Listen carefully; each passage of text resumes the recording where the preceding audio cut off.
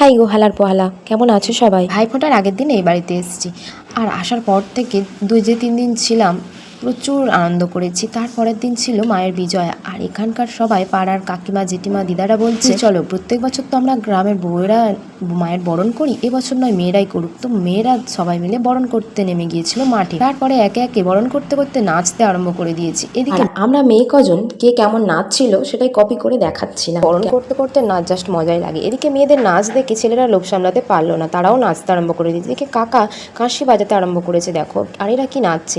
আমরাও নাচতে নাচতে মায়ের বরণ সারা হয়ে গিয়েছে। এদিকে সিঁদুর দেওয়া আরম্ভ হয়ে গিয়েছে, একে একে সবাই সিঁদুর পরাচ্ছে আর মাকে মিষ্টিমুখ করানো হচ্ছে। তারপরে মায়ের বিজয়ার পালা, আর এই বিজয়া মানেই চোখে জল। দেখো মাকে এবার কণিকা চুলি নেওয়া হচ্ছে, এক দিদা কণিকা চুলি নিয়েছে। তারপরে মাকে এই মন্দিরের পাশেই এক পুকুর রয়েছে, সেখানে মায়ের বিজয়া করা হবে।